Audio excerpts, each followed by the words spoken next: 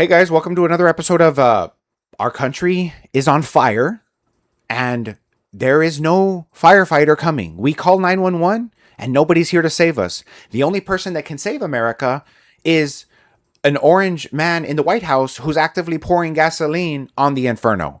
So I got an article here from CBS News. They have a good breakdown of what's going on in the Iran war today because it's always something. And if there's one thing I hate talking about, it's the freaking war in Iran. And if there's one thing that keeps dominating the news cycle, it's this freaking war we have no business in. So let's just break this down before I completely lose my mind. What to know about the war in Iran today? Ahead of his 8 p.m. Eastern deadline, President Trump announced that he has agreed to a 2-week ceasefire with Iran, provided Iran agrees to a complete and immediate and safe opening of the Strait of Hormuz. Does anybody believe that? Do you? Like, in a world where we've already had multiple times Trump has come out and says he's working, he's having peace talks with Iran. They seem really interested. He's talking to high-ranking members of Iran, only for reporters to go out and start to look, who are these high-ranking members? And find out that no one from Iran says they've ever had a conversation with him. It's all just a complete farce, fake news, as he likes to put it all the time. No one's actually had those conversations with him. And then the few times that they have agreed to a ceasefire, Trump has gone out there and just rebuilt his military, refueled all of his ships, and then continued to bombard them. So even if this conversation did take place, do I think that Iran actually agreed to it? No. But honestly, if I had to put money on it, I would say this conversation never happened. I would say this is very similar to if, let's say you want to make plans with your friends over the weekend, right? You make plans with them. You have all of these things you want to do. You want to go out to this restaurant. But you don't actually tell anybody about it. In your eyes, have you agreed to those plans? Yeah, you're the one coming up with it. But if you haven't actually told anybody about it, it's not going to happen. So I think in Trump's mind, this is what he wants to do. So he's agreed to it. But I don't think it's actually going to happen. The man is insane. And he lives in a world that is parallel to reality, but not reality. And he's simultaneously living, his body is living in reality, and his mind is living in freaking crazy town.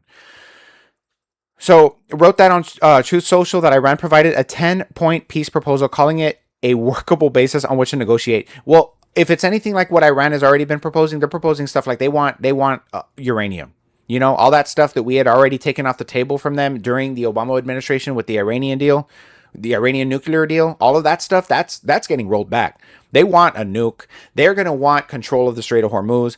They're going to want a seat at the world table. They're going to want reparations. They're going to want reparations for all of the stuff that we destroyed in a war that we had no business in after we've already spent $25 billion on this pointless, unnecessary war. Do you think Trump is going to agree to all this? And even if he does agree to that, because at this point, cut your losses, right? Cut your losses, whatever you got to do to get out. We weren't supposed to be there in the first place.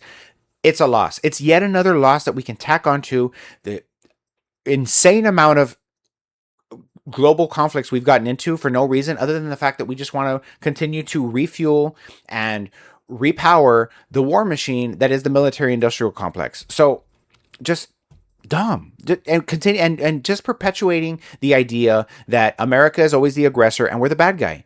The Iranian regime has called on young people to form human chains around the country's power plants, as Mr. Trump warned earlier Monday that a whole civilization will die in Iran if the country's theocratic regime didn't make a deal to reopen the Strait of Hormuz by his deadline. So when you start outright on, like I said, on Easter Sunday, going out there threatening war crimes, war atrocities against innocent civilians, they'll say, you want to make an example out of us? We'll make an example out of you. We're going to put our civilians around the power plants. And if you want to start attacking us, now everyone in the world can see we are sending innocent people in there and you're outright killing us. And you're not going to kill us by taking away our power and dehydrating us and killing us slow. If you want to make a show of this, we're going to do it. They're playing chess. Donald Trump is playing checkers on the short bus. So U.S. and Israeli strikes had escalated ahead of Mr. Trump's deadline, with Israel acknowledging attacks on Iranian railways and bridges, and the United States launching fresh strikes on oil export hub of Karg Island. So while we are in talks to try a ceasefire, right, to try and find a way to peace, the US and Israel decides, well, let's just start striking some railways and bridges, just regular civilian infrastructure. Let's just start attacking that while we're actively saying we're looking for a peace deal and a ceasefire. Does that make sense to you? No, of course not, because common sense doesn't work in the Trump regime. When you're a Trumper, you either have to be clinically insane or so detached from reality that your your brain's ability to couple with common sense is just completely broken. Not fractured, broken and just obliterated. Just imploded into 1,000 little tiny pieces. Your mind has to literally be cheese whiz coming out of your ears. This is insanity.